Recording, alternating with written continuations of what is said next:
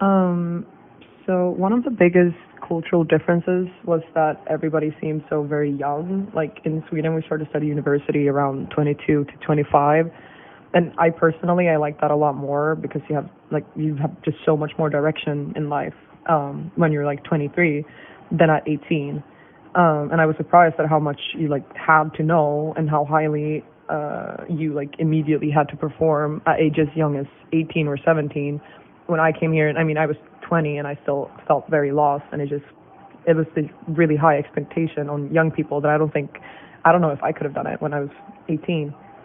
So that was really different, and also the tuition. I mean, the academic system, something that I knew before but still surprises me to this day is how high tuition is and how people even afford to go to college. Because in Sweden it's free and you actually get reimbursed for it. You get about 1,000 a month for going to university, which is of course a big incentive for people to go to university. So I was surprised at how expensive the education is here, but I do believe it could also be a good thing because I mean it's making students focus hard on their academics since you paid to be in that class, so you might as well be in it. Otherwise, it's kind of a waste of money. And my social experience has been a bit different. I don't think I've ever had as few friends as I have in America, but I am fine with it because I thoroughly enjoy the friends that I do have, and they're very dear to me.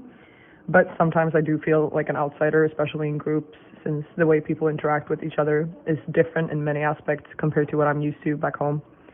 But I do really enjoy how people are so comfortable with interacting with strangers, especially. Like, I remember being surprised at getting a "how are you" from a barista my first week in America, because in back home it's like this overarching politeness, which does not really invite familiarity that much.